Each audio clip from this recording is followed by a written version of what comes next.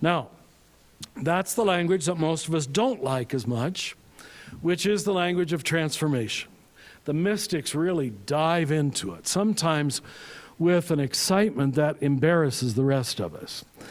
They do a proactive move into the cross, into suffering. They do not deny the dark side of anything, because they realize if we grab it first, then it can't grab us. And that's it, in a word. If we move right into it without any fear, then there's nothing to be afraid of. Do you follow that? That, brothers and sisters, is why the mystics talk so much about suffering and death. I know to our 21st century minds, that sounds morbid, it sounds negative, it sounds, oh, come on, you know? But when you see that that's constantly paralleled by this intense joy, then it all starts to make sense. So here's the way I'm going to try to explain this. And it might seem like it isn't explaining it, but stay with me if you can. You can. I'm sure you can.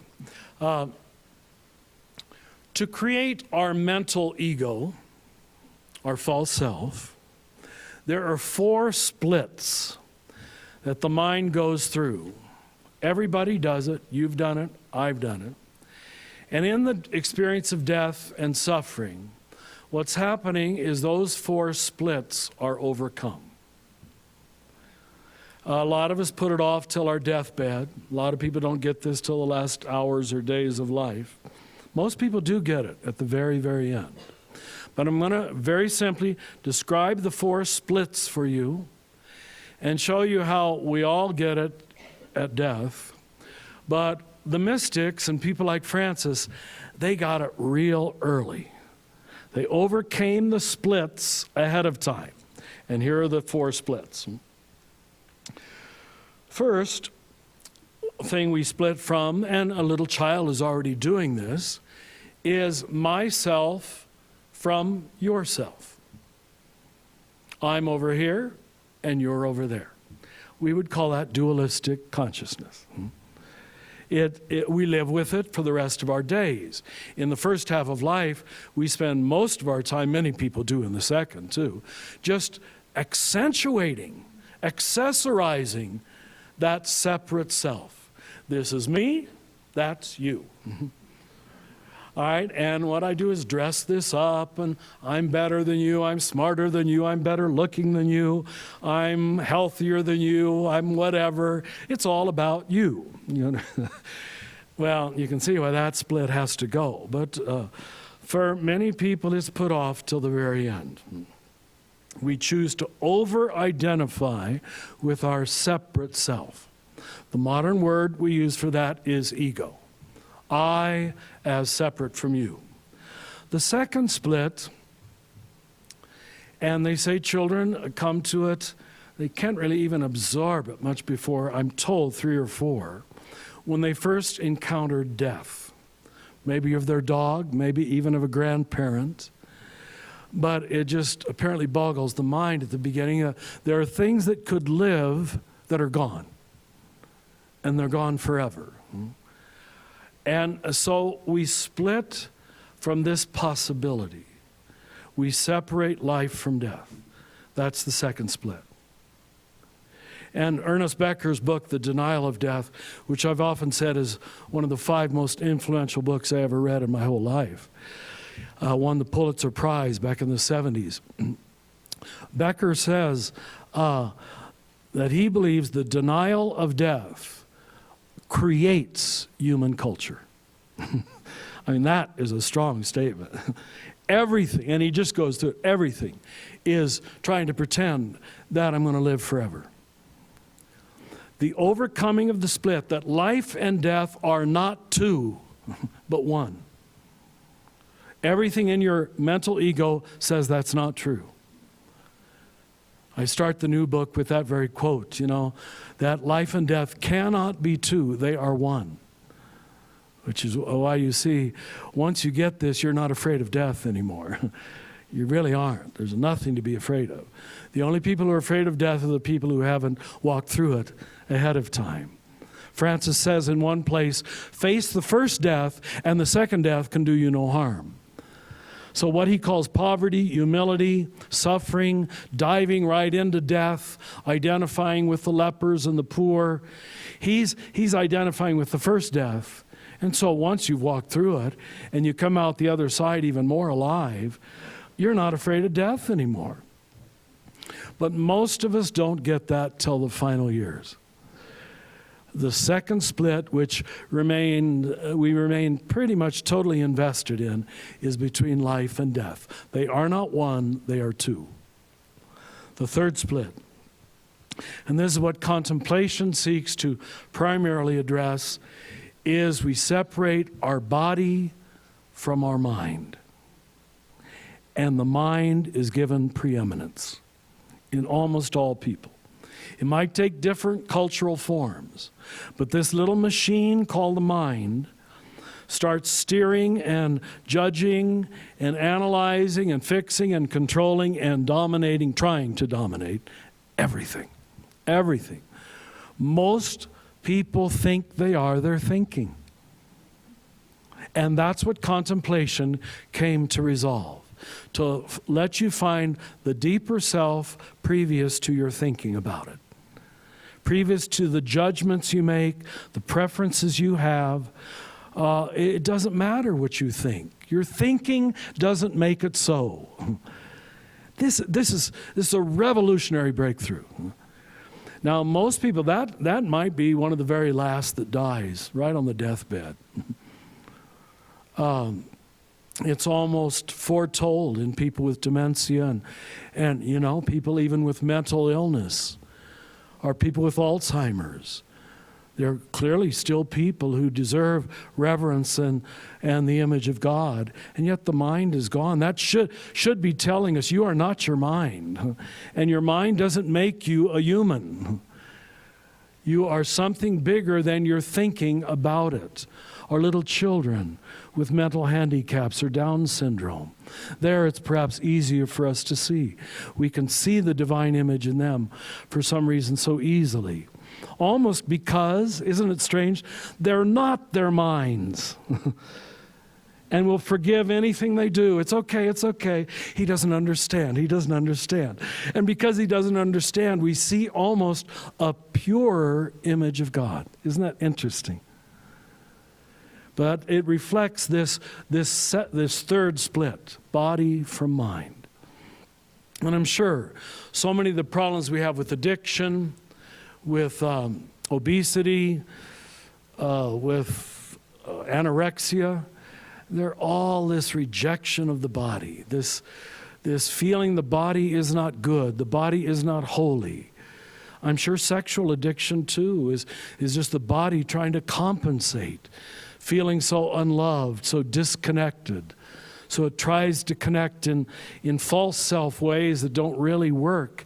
But there's no point in hating it, which Jesus never does. It's very interesting that Jesus has tremendous sympathy for what we later called the sins of the flesh.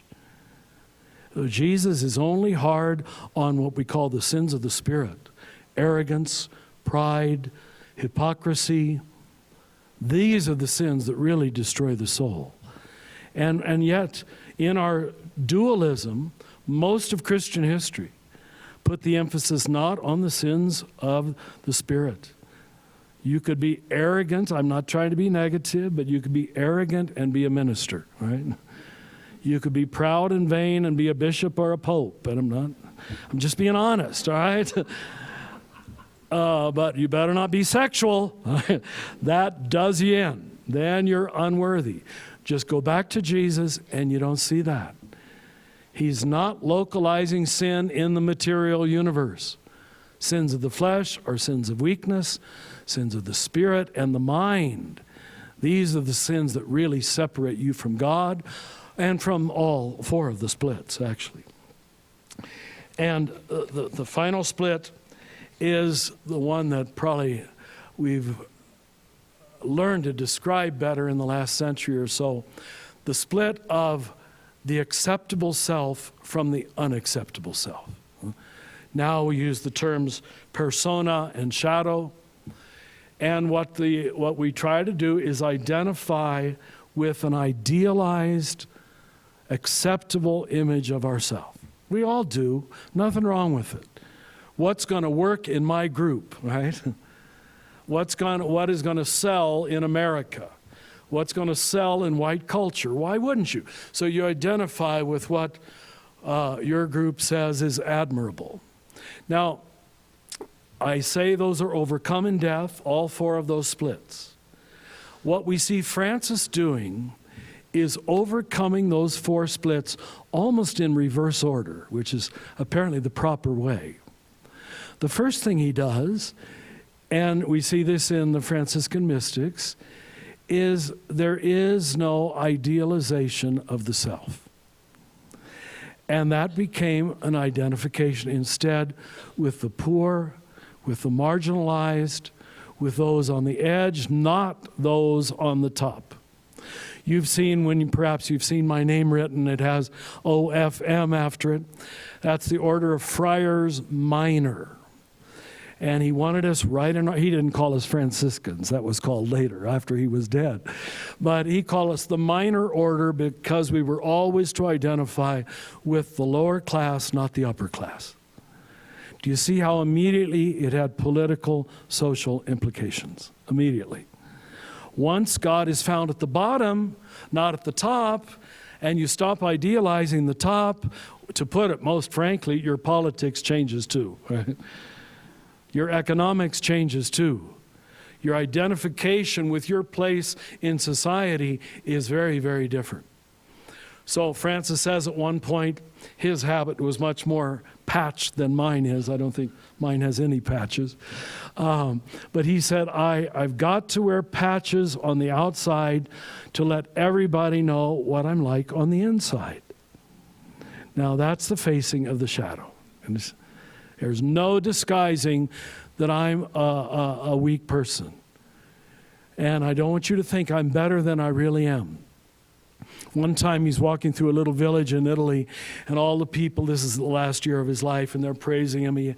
He has the wounds at this point, and calling him a saint. And so he hires a little man to walk next to his donkey. And he says, every time someone says something good about me, you say something bad. All right? He loved, these dramas. He'd love to create dramas to remind himself of the truth. The second split, the mind from the body, probably in some ways was easier for him because he wasn't an intellectual. In fact, in some ways, he had a bit of anti-intellectualism. In a few weeks, we'll be in Assisi, and down below on the plain where the Church of St. Mary of the Angels is, there's a little ruined church underneath the church. And when he went off to somewhere for his Lenten hermitage or something, he came back to town, and the friars had built this nice little school where they all could be smart and learn like the Dominicans, you know? And I admit this was a little fanatic, but he runs to the top and he just starts tearing the tiles off of the roof, throwing them out. We're not to be like the Dominicans, all right? We're not to be intellectuals. So that we use that as a story of his almost anti-intellectualism, because he saw what it did to so many clergy, that they didn't touch reality anymore. They confused words with reality. Now this became, in early Franciscanism, something that was called the heresy of nominalism. William of Ockham, an English Franciscan, he taught what was later called nominalism. Nomen means words. It's now called postmodernism. And we said it already then. Ockham said, words are not reality. Words are not things. Can you see how this is all building on Francis? Don't fall in love with words. Brothers and sisters, to this day, most of our arguments and fights are your words in agreement with my words. We have burned people at the stake for heresy, for not having the right words. So the alternative orthodoxy that's emerging is orthopraxy instead of verbal orthodoxy. You understand? That lifestyle instead of just saying the right words. Are you doing it? Are you doing it? So I think that split probably wasn't that hard for Francis to overcome. The second one, the separation of life from death itself, is revealed by his just diving into poverty, as he called it. Diving into death, doing a proactive move into it so that it could not surprise him, so that it could not disappoint him, so that it could not catch him off guard. He would fall in love with it. And in fact, his metaphor for his relationship with God was the marriage to Lady Poverty. What a poet he was. What a romantic he was. Who of us would have thought? Again, if God is poor, if God is humble, then to marry God is like not to marry power and glory, but it's to marry this God who's entered into the crucifixion of everything, the pain of everything. For those of you from Santa Fe, next time you go to the Chapel of St. Francis, next to the Fine Art Museum off the plaza, look at the main painting behind the stage in Santa Fe. I don't know who had the genius to paint it in the city of Holy Faith, but there is Francis marrying Lady Poverty. And all the people who come to hear the lovely music in the church or the conference center in Santa Fe probably don't even realize that's what's being pictured on the stage. Because to us, it would almost be an absurdity. Why would anybody be wed to Lady Poverty? In other words, he met life at the bottom, at the place of humility, at the place where there was nothing to lose. So if you place yourself at the bottom where there's nothing to lose, I mean, it's just really a stroke of genius, because you're never going to be disappointed. You're never going to be upset. Reality, every moment, is what it is. When it offers me grace and abundance and beauty, Francis was the first one to enjoy it. In fact, those who've toured the different places where he prayed in Italy, it seems like he was always finding a new little place to hang out, like I did last month. But there are always these beautiful places, you know. He clearly did not love ugliness. He loved beauty. But maybe you can't really taste beauty if you don't need it too much. It's always a surprise. It's always a gift. It's always more than you expected. And so the final split that the mental ego has created, self from non-self, becomes rather easy once you overcome the other three. But it usually is the last one to die.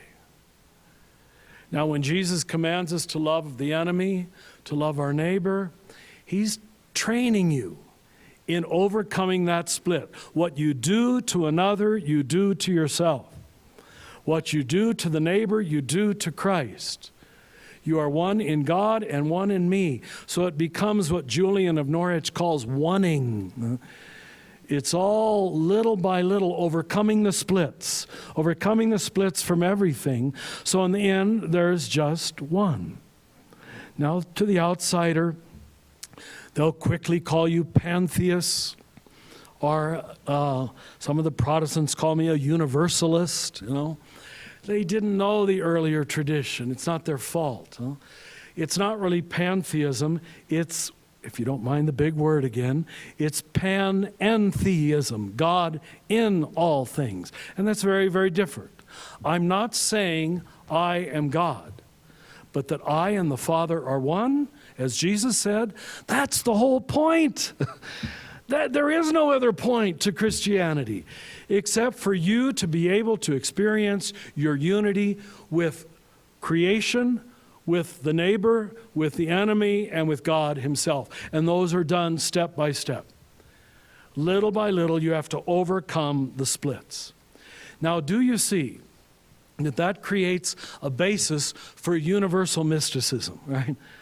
God is not so far. God is not so transcendent. God is now humble with us, indwelling on our side for us more than we are for ourselves.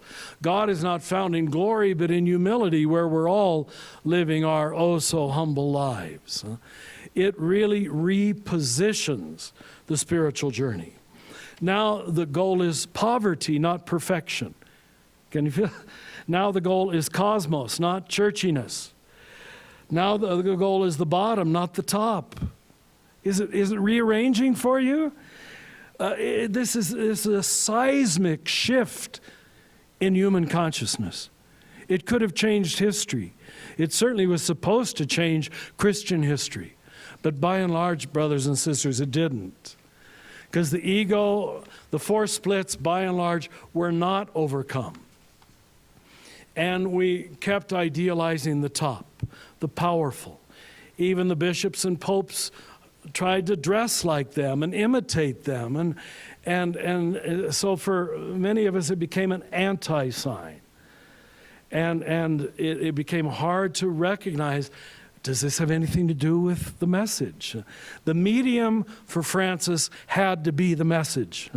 The medium and the message had to be the same, or the message was lost. And if you yourself are not in love with the bottom, with the poor, with the edges, with the ordinary, with the humble, in yourself and in everything else, for Francis, you could not find God. At least the God that he met in Jesus.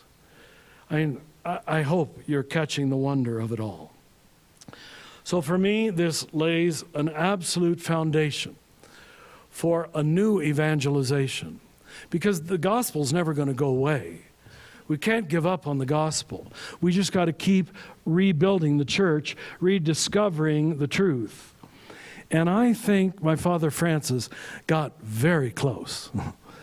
And why for centuries he was called an alter Christus, a new Christ. To rename the mystery.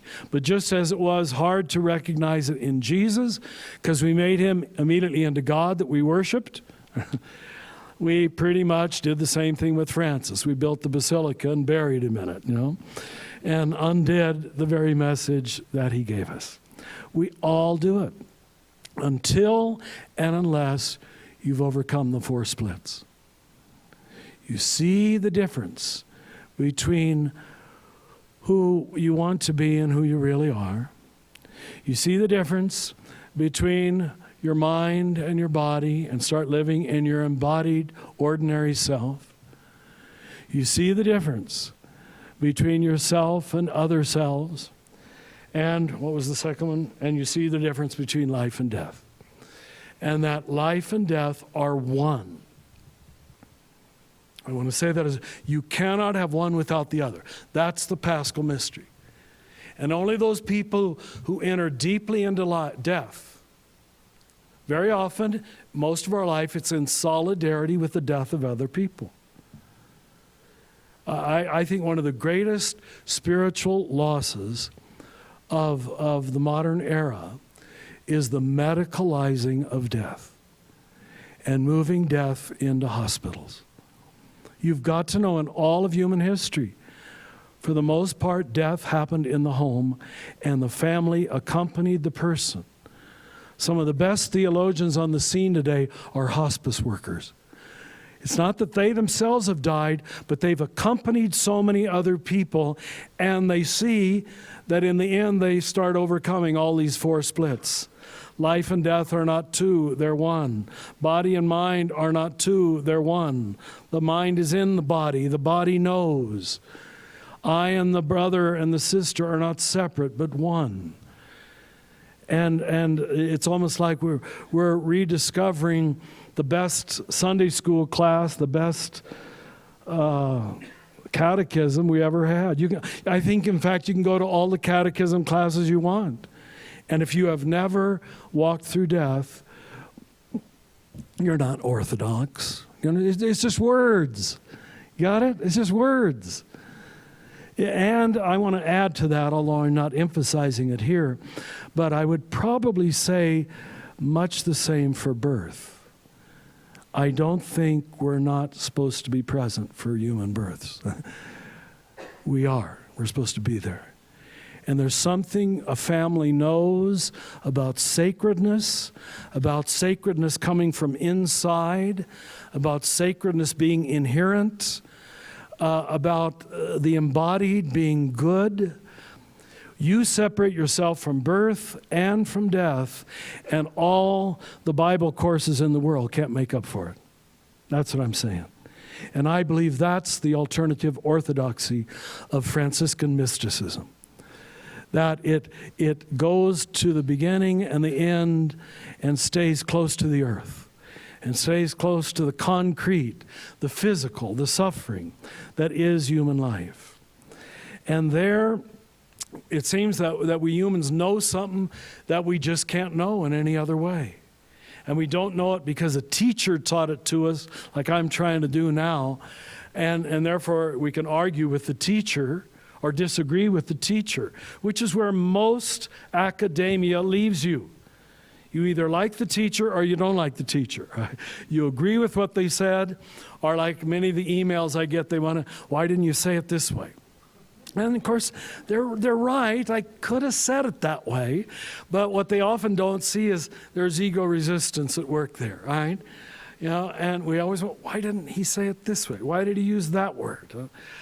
It is what it is. I can't say it perfectly because I'm not God. And I don't have to say it perfectly. But what we do have to do is walk the journey close to the bottom. And that's Franciscan mysticism, which, like nothing else, levels the playing field, makes the gospel universally available. It's not for elites. It's not for academics. It's not for celibates. It's not for men who've been ordained or something like that. And that is what was happening. It is a gift coterminous with Christianity itself. And let me end by quoting a Jesuit, because I know we have at least one here in the crowd. And I've quoted this many times before, but Karl Rahner, who did understand inherent grace, like few in the modern era, he recognized that if Christianity does not discover that it's basically mystical Christianity, it might as well close shop. It's no alternative to anything. It's just a reflection of the larger system. And that's what we see in so much of organized Christianity. Good people, it's not their fault. But they end up reflecting the anti-immigrant attitudes, the racist attitudes, the greedy attitudes, the get-rich schemes. I mean, now it's even on mainline TV, and it's called the prosperity gospel without any apology. That for me as a Franciscan would be the other end of the spectrum. And that's how far we've gone from the gospel when we don't stay close to the bottom. For Francis, Jesus came to the bottom, and it was at the bottom of things, the inside of things, that we would always find God. So surprise of surprises, that the last place most of us would look, inside of ourselves, our deepest self, is where we find the greatest mystery. So the transcendent is no longer transcendent, but within. Let me add one further thing. It might seem philosophical, but this was both Bonaventure and Scotus. To describe being, which we all participate in, the animals and the trees and the water and the sun and the moon and the stars, all participate in the one being. They came up with 3 words that describe the nature of being. They were called the 3 transcendentals. The 3 transcendentals were the good, the true, and the beautiful. And here's the way they led you to experience being itself. If it's being, it will always be good. In itself, it will always be true by being itself, and it will always be beautiful to those who have eyes to see. I'm going to go one step further. Keep your thinking caps on, as the nuns used to say. But it might seem like I'm just taking you on a head trip, but it isn't. Bonaventure says that the opposite of good is not bad. The opposite of good is non-being. In other words, even the bad is enclosed inside of the good. Do you follow the logic of that? The opposite of good is not bad. The opposite of good is non-being. If it's not, it doesn't exist. The opposite of the true is not the false. The opposite of the true is non-being itself. The opposite of the beautiful is not the ugly. The opposite of the beautiful is non-being itself.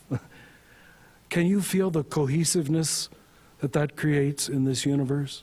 Your job, and the job of Franciscan mysticism, is to discover the good and the true and the beautiful in everything. Now, that doesn't mean being Pollyanna or naive, because they counter that with the facing of the bad.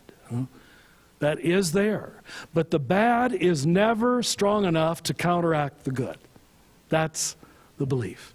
And that's why incarnation is inevitably and eventually resurrection. If we are the incarnate children of God, we will be the resurrected children of God. And I would think that is the final note of Franciscan spirituality. Franciscan mysticism is a kind of optimism, a kind of hope, a kind of cosmic joy that the final chapter is good, that we don't have to be afraid. And that's what allowed so much art, so much beauty, so much enjoyment. We never were identified with dour Christianity. In fact, pretty much the contrary. If you look at most wood carvings of Franciscans, they're always drinking beer, or they're cookie jars or something like that.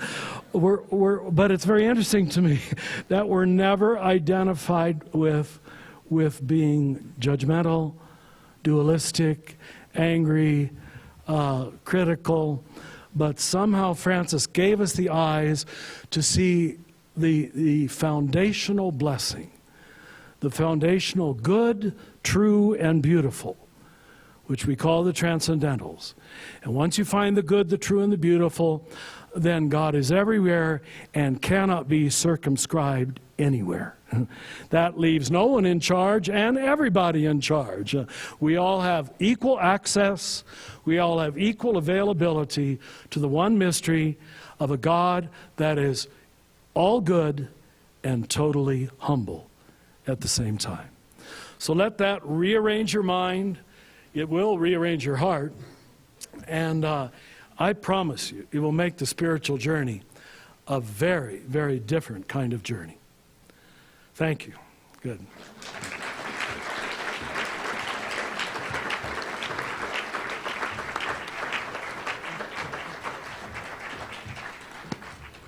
Please join me in giving Father Richard Rohr one more round of applause. Thank you.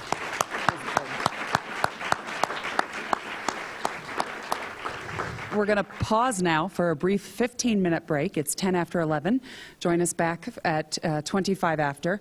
You'll see you have, those of you here in the room, slips of paper and pencils on the tables in front of you. If you have questions, please go ahead and write those down, and the volunteers will come around to collect them. Those of you in our viewing audience at home or in your groups, if you have questions you'd like to submit, there's a box just below the viewing box on your screen. So please submit your questions and rejoin us for question and response in 15 minutes.